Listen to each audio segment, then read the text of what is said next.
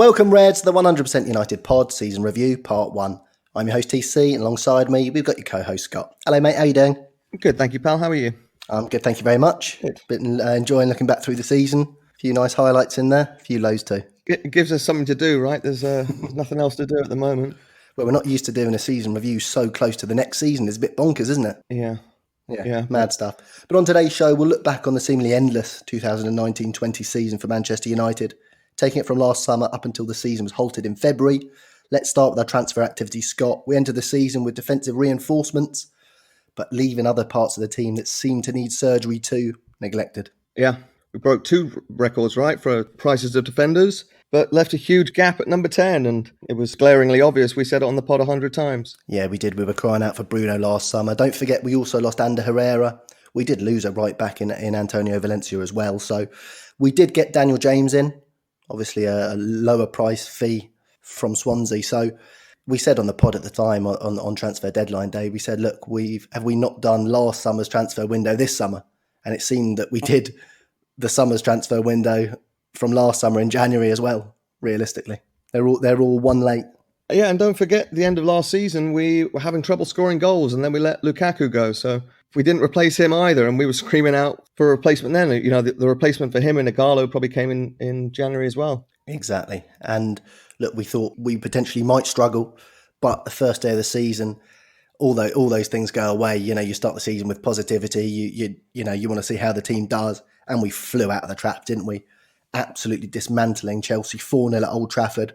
I wouldn't say in terms of the way we played was a vintage display, but we took the sting out of their game and we hit them with an early. Rashford won and scored a penalty on the 18th minute, and then Martial and Rashford again got on the sheet, and then Daniel James sealed a dream debut. Pogba racing away, feeding to him almost stumbling over the ball, but then banging one in at the Stretford end. God, what a dream. Yeah, absolutely. And I do have to say, looking back on it, the scoreline probably flattered us, right? That Chelsea team just dismantled in the second half, especially. But yeah, such an encouraging start for such a tough fixture, right? Chelsea at home, and everyone was looking happy. Pogba got 2 great assists and was looking on top of the world, and biggest league win over Chelsea since 1965, I think it was. Everything looked great, didn't it? Yeah, I mean, we say what we think on the pod, don't we, at the time? But then once the games come thick and fast, we're obviously fully behind United, and we're hoping and praying that we're wrong. We're hoping and praying that we will get through to January and to the next season. But the chinks in our armour started to appear. We went to Wolves and drew 1-1, and Martial posting Pogba missing the first penalty of the season, and not the last one for us, mate. No, it wasn't. The penalty fiasco began that night, didn't it? It did because sorry to interject, but Rashford had scored against Chelsea. Exactly. And his confidence was up, and then we started playing silly buggers, didn't we? Yeah, we did. And, looking back at it now, if we had managed to get Bruno in the summer, I mean, he would have been taking it, right? That would have been a goal. That would have been 3 points. So. Well, yeah. And to follow on for that, we came back to Old Trafford and we lost to Crystal Palace 2-1. Yeah. Daniel James had equalised on the 89th minute, and then Patrick Van Aanholt firing through David De Gea in injury time. 2 things to pick out was obviously that Marcus Rashford missed a penalty then, so we'd gone Rashford scoring, we got Pogba missing, we'd put Rashford back on duty, and the debacle began. Yeah, it was unlucky as well. The keeper went the wrong way, and I mean, just hit the post. I mean, it was so unlucky. But another thing we got to remember in that game was the fact that De Gea completely chucked it in, and I mean, it was pathetic. It really was. At the time, he was looking around for a new contract, and we were begging him to sign a new contract. And that was 1 point chucked away, but it was pathetic. Yeah, and Daniel James' celebration brushed a few people up the wrong way. Equalised in the 89th minute. Don't go that mental, mate. Fine against Chelsea when we're 3-0 up and you score the 4th. Yeah. But come on, you're at United now. But look, I'm not digging Daniel James out. I know some people have criticised his signing as the season's gone on. Many people forget early on in the season, as we'll see in the next few games, he was carrying us at times. So he played 46 games. He played this season for a £15 million signing. That's too much. Yeah, and we said he should be coming off the bench. He should be when teams are stretched. Impact sub, yeah. And he was just getting run into the ground because of that lack of numbers up there. So one other thing I did remember from the Palace game was Solskjaer's post-match interview for a team that had just been beaten 2-1 at home to Crystal Palace, the first league loss to Crystal Palace ever. In the Premier League at least. It was too positive for me for a loss like that. He was smiling. It was, the lads are having a great time, and that to me that really rubbed me the wrong way. Yeah, and the other big takeaway was that Martial then was out for the next 8 games. So we went away to Southampton.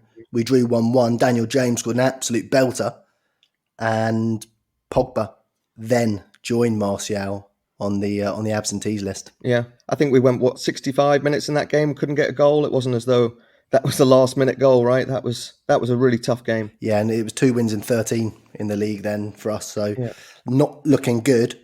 We beat Leicester 1-0. Rashford with a penalty that he dispatched. Maguire had a great chance to score against his old side. I was chucking money away at that stage, remember? Couldn't get it right, could you? Hell, I soon got rid of all those winnings I made off him in the World Cup. I tell you, that all went down the pan. So, but back to winning ways, and we did scrape through against Astana in the Europa League. And the main talking point from that match was Mason Greenwood bagging his first goal for Manchester United on the 73rd minute. Textbook Mason Greenwood, dummy on his left, twisting onto his right, and firing past the keeper in the near post before he knows it's in. Yeah, and that was maybe the sign that we needed, that there were going to be some goals in the squad to replace Lukaku. Yeah, and to be fair to Ollie, that was one of the big things he said about Lukaku going and not replacing him. I'm sure Ollie wanted a replacement. Don't forget he chased Haaland around before and in January too. But he did say Mason Greenwood was one of the big reasons.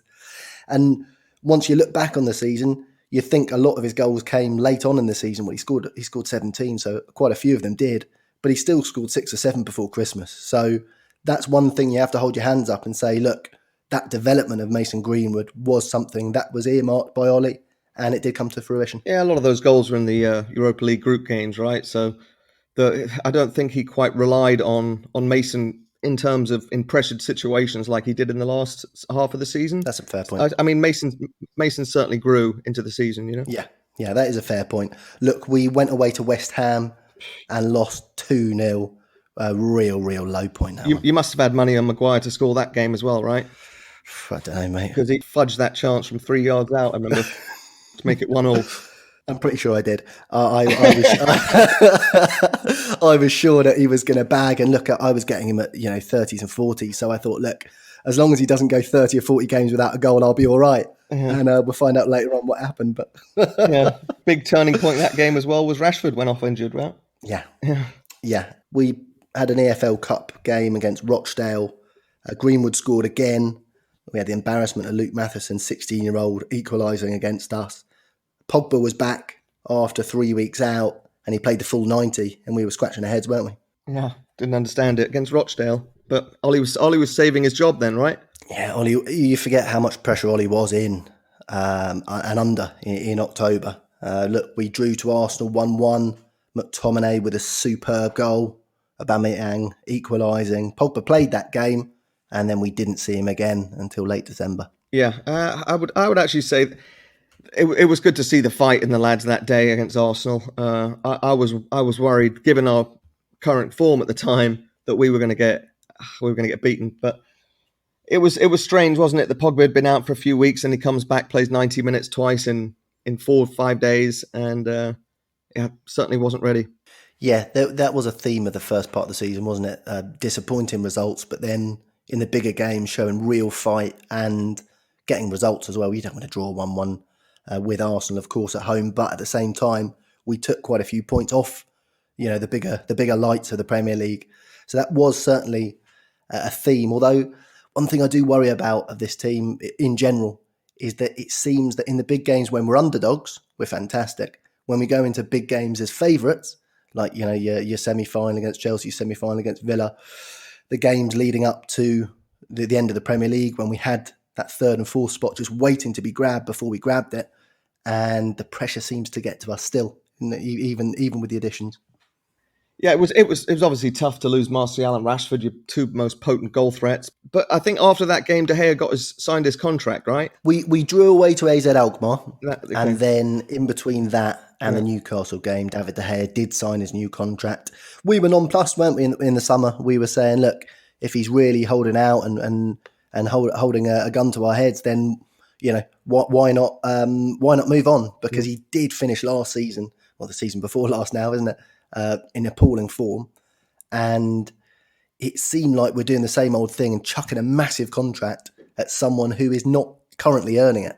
Yeah, in fear of losing him. Of course, it's cracker stuff. And look, we went away to Newcastle, another low point. I'm sure you were saying plenty of tough to watch quotes, mate. And Matty Longstaff, it seemed like blooming bonkers. We had Luke Matheson, 16-year-old.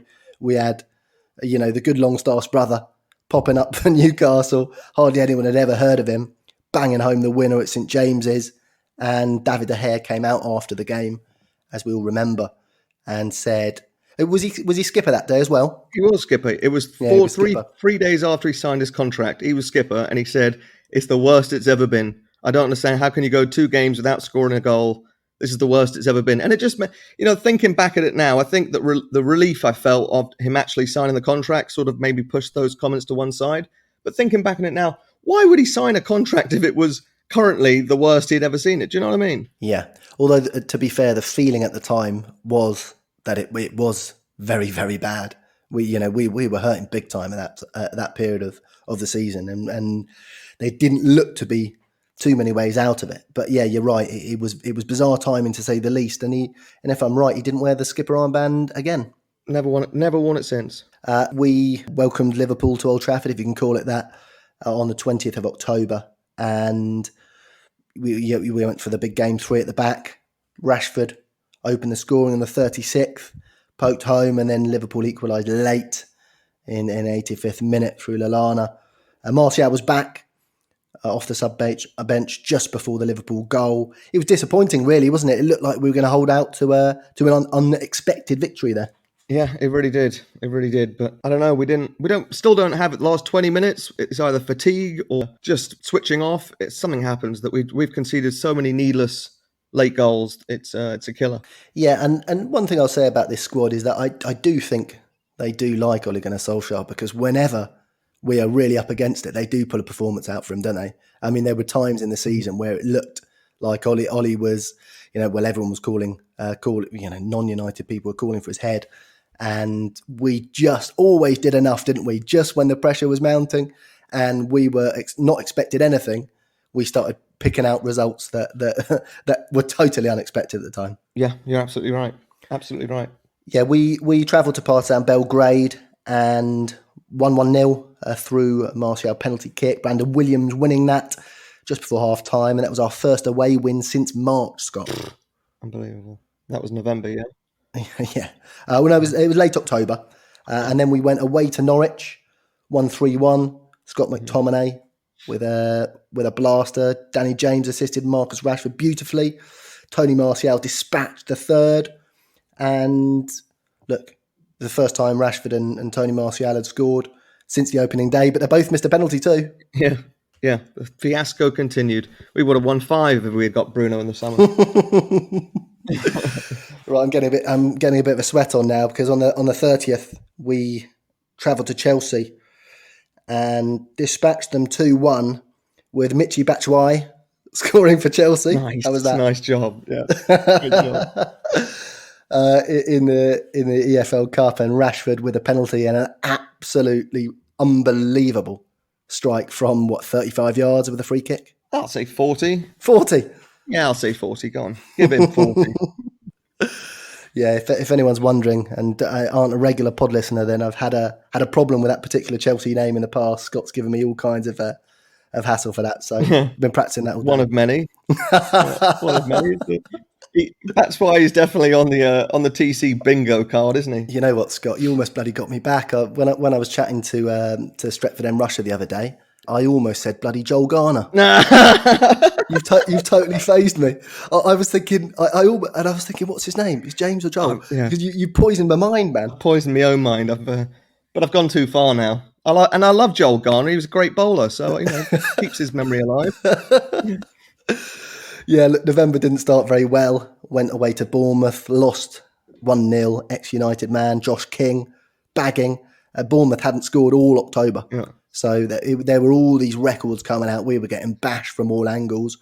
We beat Partizan Belgrade 3-0 at Old Trafford. Mason Greenwood, Martial and Rashford on the score sheet for the first time. That front three that now we got such high hopes for. So young, of course, so much potential there and so much improvement from all of them to come. I think Martial and Rashford can both improve on this season. And Mason Green was going to smash that record of 17 goals for a teenager in a season next year. Yeah. Please don't put any money on it, but we can have a sportsman's bet on the podcast, but don't put any money on it. Then it starts going out the window. He's going to get 4 goals, isn't he?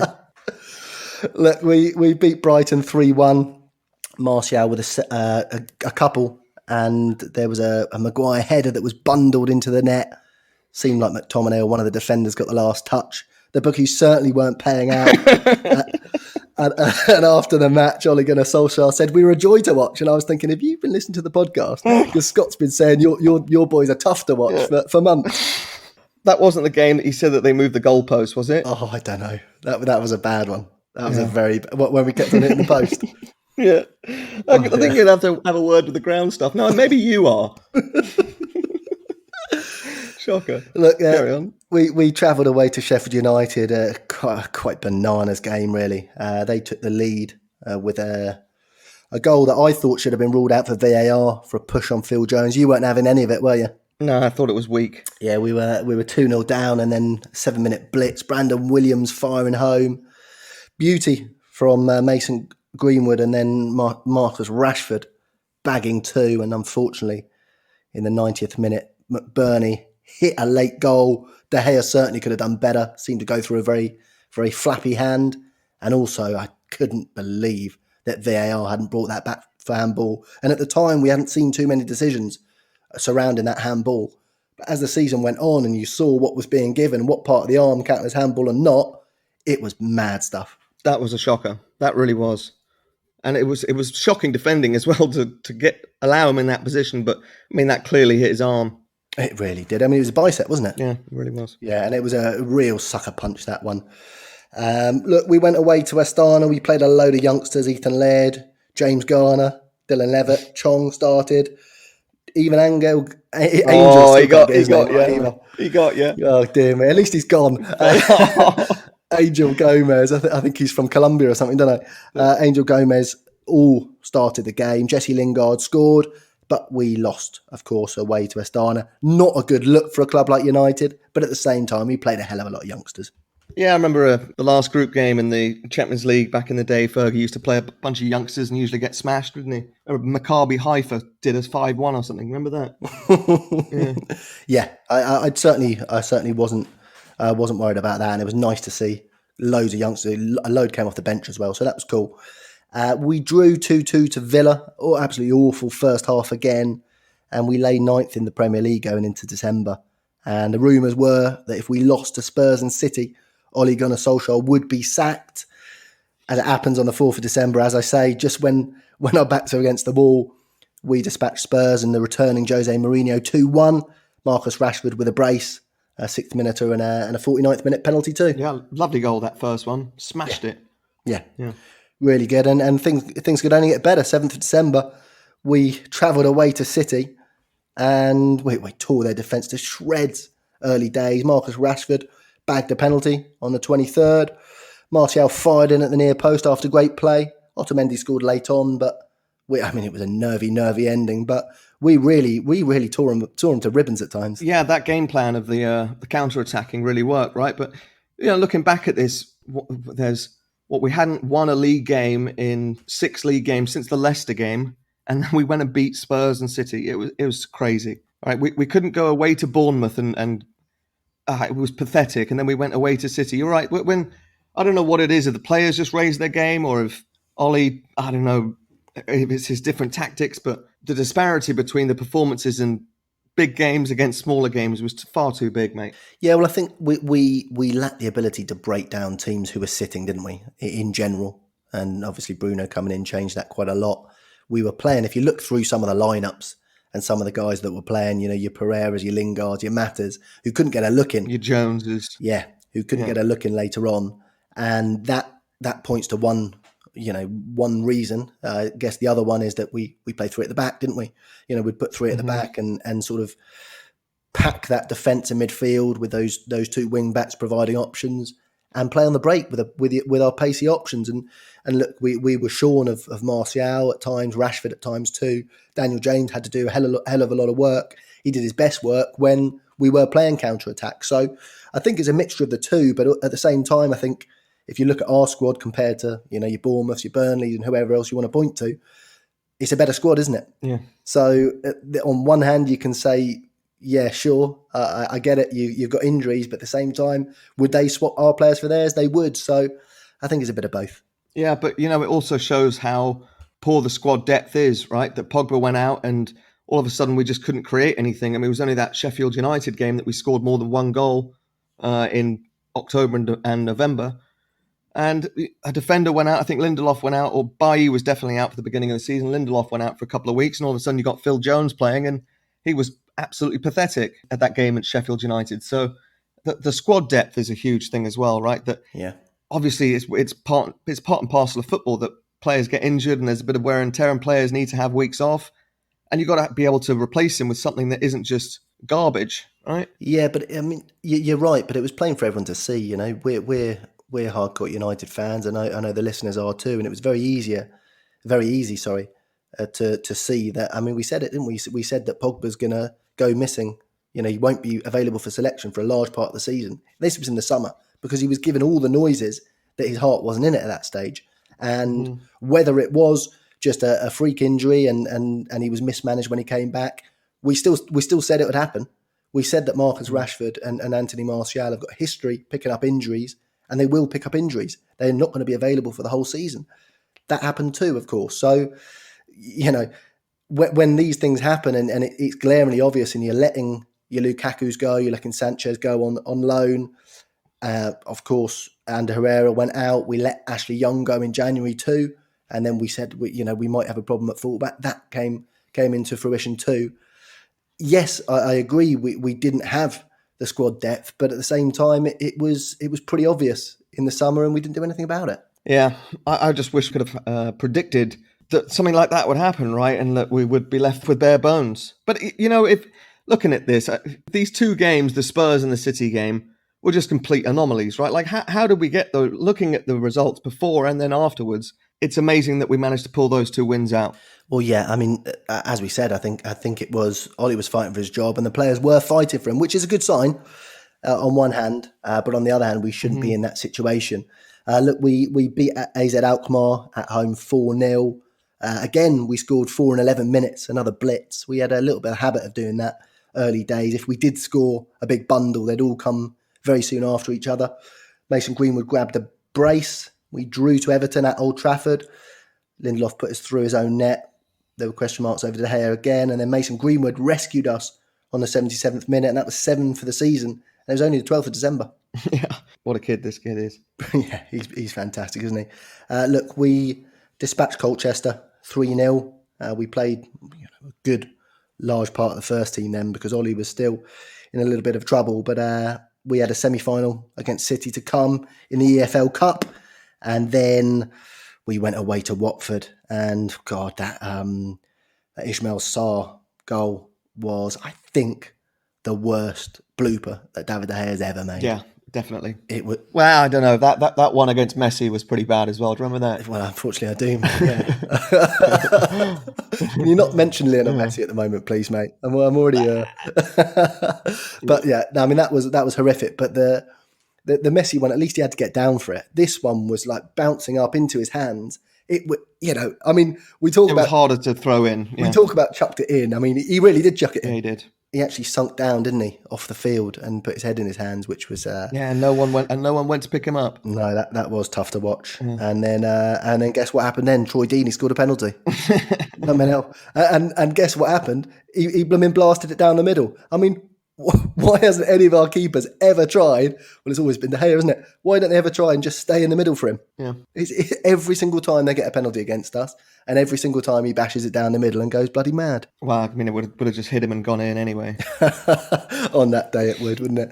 Look, Pogba was back for the first time in 3 months. Came off the bench, was pretty good that day, right? Yeah, Yeah, he was, but it was we were dead and buried by then.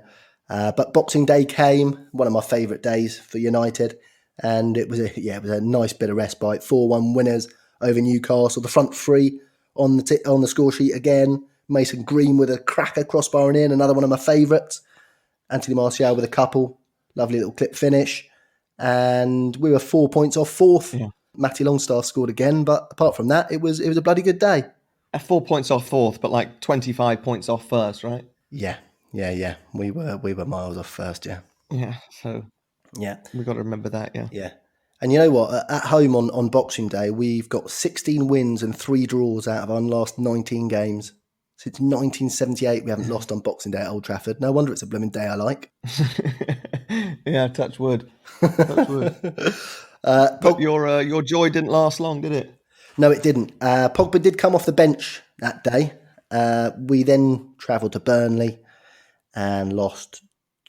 No, sorry, beg your pardon. We won 2-0. We lost in January, didn't we? 1-2-0. Anthony Martial and Marcus Rashford sliding one in at the end.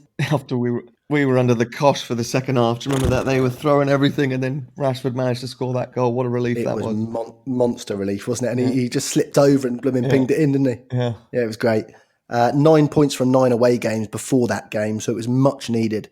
3 points away, but Pogba was nowhere to be seen, was he? No, not on the bench, not on the team sheet. And we were thinking, oh God, what's going on here? And we didn't see him again, did we? Nope. Until after lockdown, right? Yeah. Look, we lost 2-0 away to Arsenal, and then drew 0-0 away against Wolves in the Cup. A little bit of a habit going there. We got smashed at Old Trafford by City. I hate to say it, but we did. We were 3-0 down at half time in the EFL semi-final. Rashford bagged a late consolation, but it was only going to be a consolation. Going to City with a 3-1 deficit was poor, and we were really poor that day. I think David De Gea made a few saves as well. It could have been even worse. Yeah, completely outplayed, like we were at Arsenal the week before. Yeah, and it was worrying times, and January was not a good month for us at all. We were chasing after Erling Haaland, weren't we? We were hoping the Bruno Fernandes thing would light fire again, and we might be able to get reinforcements in. Unfortunately, with the way we work with transfers, there was nothing done and dusted for the 1st of January, was there? No. We'd have to wait to the end of January and bleed points, get knocked out of cups in the meantime. Yeah, and Rashford injured his back, right around then. Yes, he did. Didn't he? And he was out for the rest of it. A couple of games later, yeah. We beat Norwich 4-0, front three on the sheet again, Rashford 2, Tony Martial and Mason Greenwood posting. We beat Wolves in the FA Cup, Mata with a lovely little chip. And then we lost to Liverpool at Anfield 2-0. They were 1-0 up. We were throwing the kitchen sink at them, and they broke away for a heartbreaking second. We were 30 points behind them, mate, at the end of that, which was pretty poor stuff. 7th league loss of the season. Yeah. And it wasn't even February. Yeah. And before the match, Rashford had been ruled out with a back injury. So, yeah, it was a hard day, that one at Anfield, wasn't it? Yeah. Yeah. We just seemed so far behind, didn't we? It was, yeah. And it only got worse, unfortunately. We did lose 2-0 to Burnley this time, mate, at Old Trafford. The 3rd season that Burnley have taken a 2-0 lead at Old Trafford. Yeah, I think you've got to say that was probably rock bottom, right? Yeah. It was horrific, that game. It was, the knives were certainly out for Solskjaer. They were, the stats were coming out again. We had lost 12 and won 11 since he had taken over as permanent manager. All kinds of stats were coming out. Yeah, we looked to be heading the other way to the way that we headed in the end, actually. Yeah, and then Ed Woodward got the checkbook out and our fortunes changed. Yeah, well, Harry Maguire was named permanent skipper with Ashley Young seemingly on his way to Inter Milan. What do you make of that now? Of course, at the time, it seemed like... What do you make of it in terms of the decision then and how it played out? I think he probably would have wanted to give it to De Gea, right? Given he had already had it a month before. But after his comments after the Newcastle game, probably thought he couldn't give it to him. If, you want your captain to be able to lead the team in times like that, and when De Gea's head was as far down as it was understandable. And when you look around the squad, was there anyone who has the leadership skills that, until Bruno wasn't there, obviously, but in that squad, there really isn't, right? Who else are you going to give it to? Luke Shaw? Is Luke Shaw going to be our captain? No, no, and you're right. I think it was the right decision at the time. I think that he was the candidate. He'd already skippered us about 12 times, I think, even previous to be naming permanent skipper. But it was a sad indictment, wasn't it, of the squad, that someone who we signed last summer, and again, just like we popped all that pressure on Daniel James to be starting games when he shouldn't have been, we've got Harry Maguire coming in who should be concentrating on his defending, and now he's got the ultimate pressure of being Manchester United skipper as well. And it's different as well, that the fact that sorry to say it, that it was Harry Maguire. It's not as though a couple of seasons earlier we were trying to get Sergio Ramos. If we brought him in and made him captain, the guy's a European champion, he's won the World Cup, etc., etc. This was someone we bought from Leicester, who, I mean, going to another team probably would have been 50 million, let's be honest. He'd got to a World Cup semi-final, and that's about it.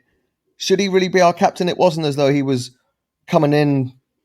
When we bought him, no one thought, oh, he'll be captain within 6 months. Do you know what I mean? Well, he wasn't Leicester captain, was he? No, that's what I mean. Yeah. No, I totally agree. I mean, of course, we had let Herrera go. We'd now let Ashley Young go, who would be, Young was captain. Herrera was touted as captain, wasn't he, after his Europa League. Valencia.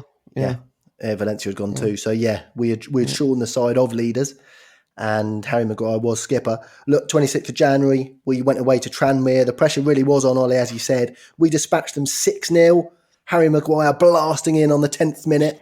The best bit, Scott, was where I make my bets, didn't blooming have odds for the first goal scorer for cup games. That's why he scored. That's why he scored. Bang one in the top corner for 30 yards. What are you worried about? Unbelievable. Diogo Dalot, Jesse Lingard, Phil Jones, Anthony Martial and Mason Greenwood with a penalty late on, saw United smash them 6-0, as I say, and a bonkers score sheet, that one. Yeah, but I think much needed for everyone, right? Not just these guys. Most of them were scoring their first goals of the season. Some of them were scoring their first goals ever, him and Dalot, Maguire and Dalot. It was a bit of confidence for everyone else, and probably to Ole as well. Like he needed a big win like that, and for a few journalists to get off his back. Yeah, and possibly, Dalot and Jones scoring their last goals for the club, I would have thought as well. Yeah. Look, we went away to City and pressure was off, really. 3-1 down going into the match. We won 1-0. Nemanja Matic bagging with a blaster in the first half and also getting sent off too. David De Gea, you have to say, was absolutely magnificent that day. He was. And you were hoping he'd turned a corner, right? Because the previous month was rubbish, and you just hope. Now we're sort of stuck with him. He's got to get better because no one's going to want him. Yeah. Yeah, and then just at the end of, as the City game came, the rumours were that Bruno Fernandes was coming in.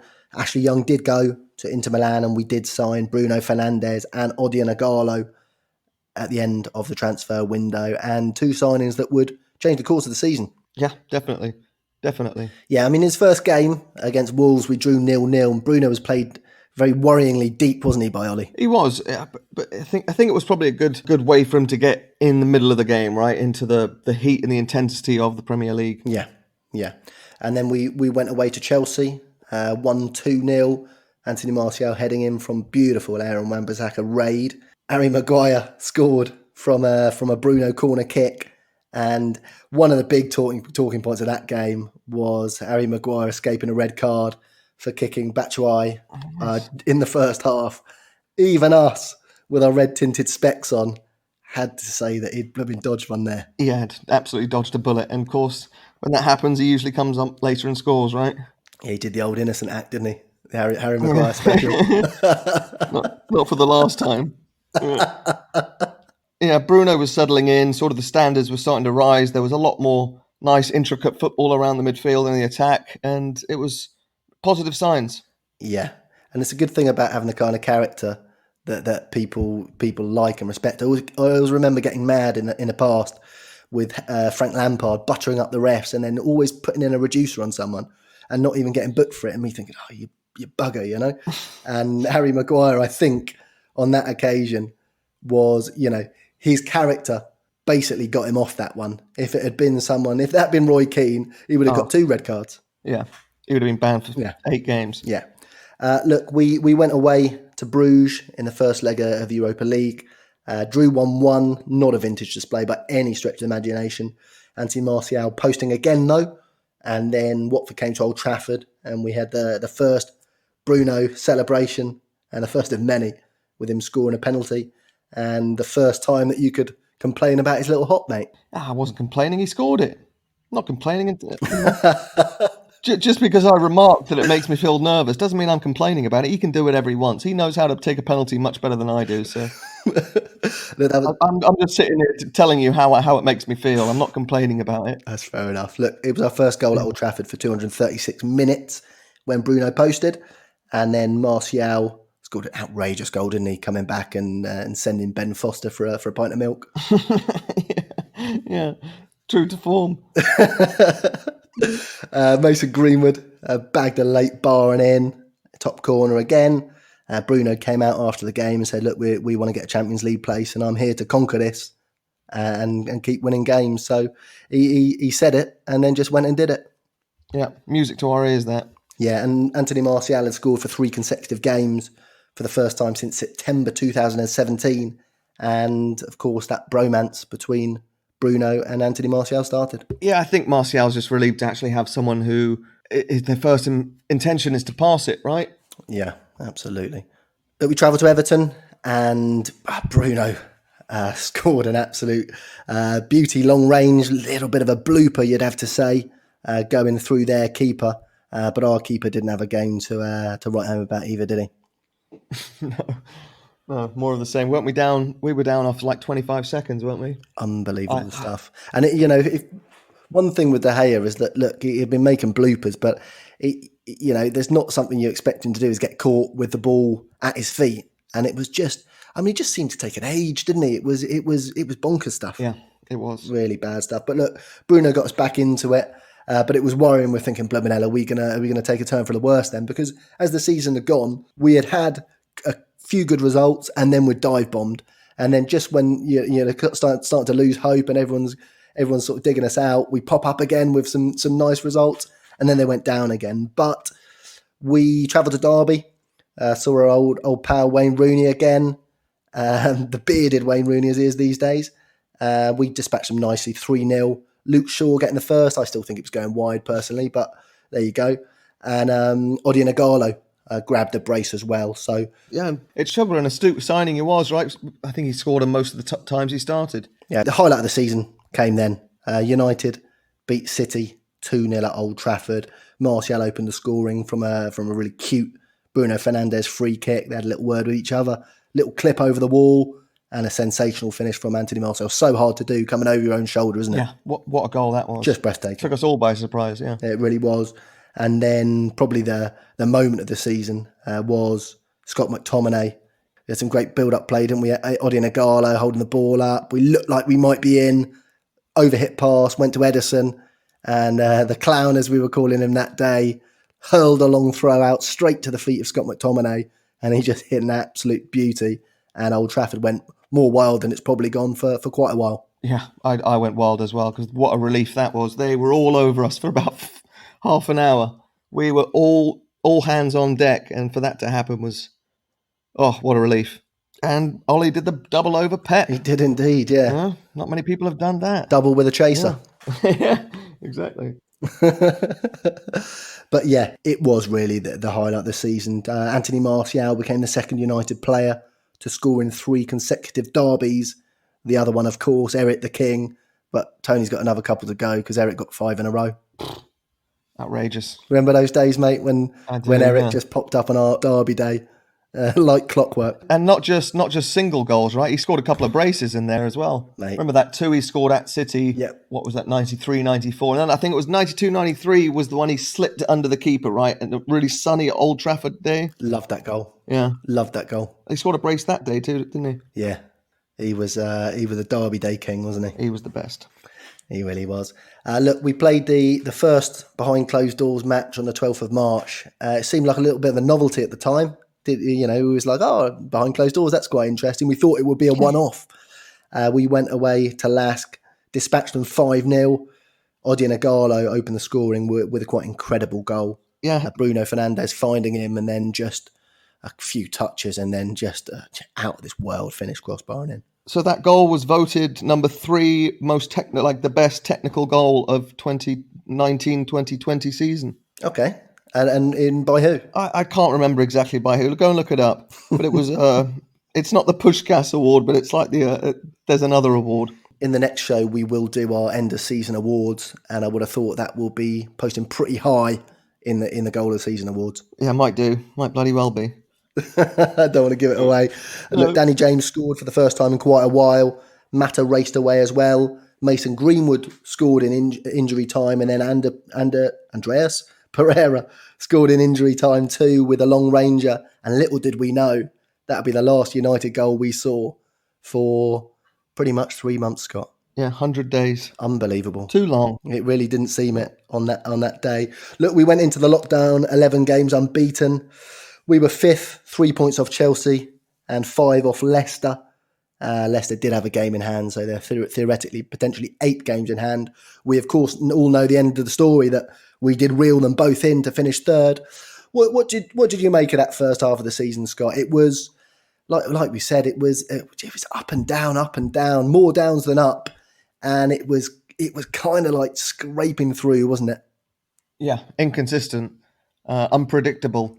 You just didn't know which United were going to show up, and unfortunately, it seemed like that we were only really showing up for the bigger games. You know, we beat City 3 times, we beat Spurs, we're the first team to take points off Liverpool, but then we lose at home to Burnley, away to Watford, away to Bournemouth. It was just, there was no consistency. Yeah, it was poor, right? And the whole penalty fiasco as well was something we can't forget about. I think we missed 5 penalties in the first half of the season and missed 0 in the second half. And so if we had maybe pulled the trigger on Bruno, we could have, we could have had a much better first half of the season.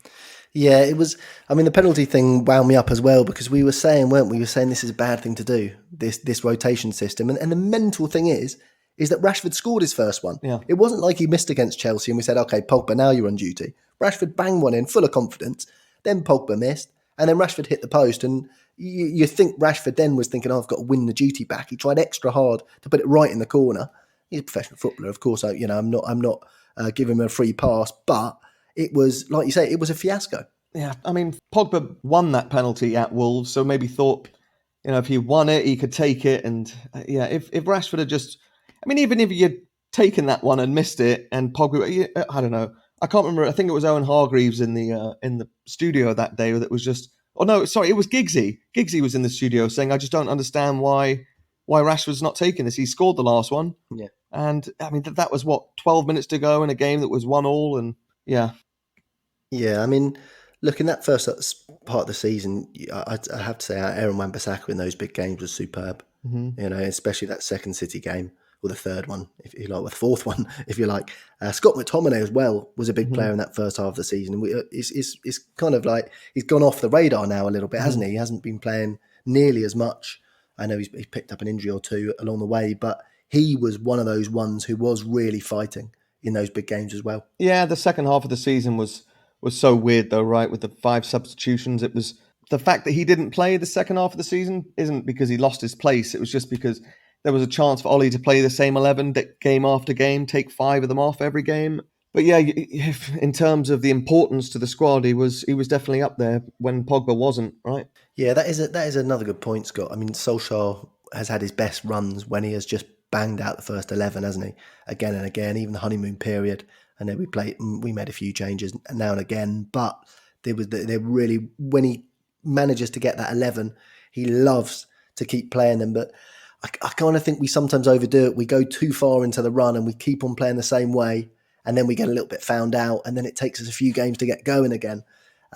Look, when lockdown came, we were pretty furious, weren't we? Because we were on such a good run. It seemed like the momentum was going, and it seemed like lockdown might knock it out of us. Luckily, as we'll discuss on the next pod, it didn't.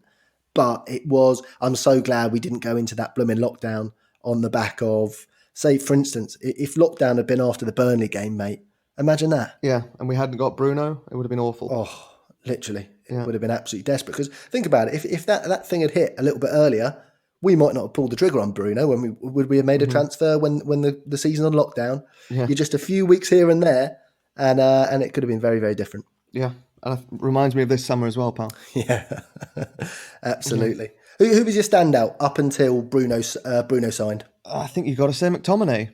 I think he was fantastic. But then again, Rashford was fantastic in the first half of the season. He really was. He came up with huge goals. The 2 against Spurs, the one at City, some big penalties as well. Mm-hmm. That free kick at Chelsea was, the best free kick I've ever seen in my life. So I think him and McTominay were definitely standouts for me for the first half. What about you? And Harry Maguire was pretty blooming good as well, actually, I thought. Yeah. In the first half of the season. Look, he started really well, and even though we weren't winning games, we're drawing a lot of games as well, we're losing games, we weren't bleeding goals like they're going out of fashion at all. And I did think and also Wan-Bissaka, I think we had our backs against the walls, didn't we? And like you say, look, Rashford had good periods, Martial had good periods, Mason Greenwood obviously came out of nowhere, but there was no one who, apart from possibly Wan-Bissaka, who consistently performed at a kind of level that we expect. Honourable mention for Fred as well. He was great in the first half of the season. He really was. Yeah. Well, Fred's another one, isn't he? That again was an integral member of the squad, but then when we came back out after lockdown, he was nowhere to be seen. Mm-hmm. So yeah, it was certainly a season of two halves. I'd probably give it to Wan-Bissaka up until Bruno signing. All right. Good shout. Anyway, thanks for joining us again, Reds. Subscribe to the 100% United pod on Spotify, Apple Podcasts, or wherever you get your pods. Follow our Instagram at United100Podcast 2. We'll be back on Monday with part 2 and our end of season awards.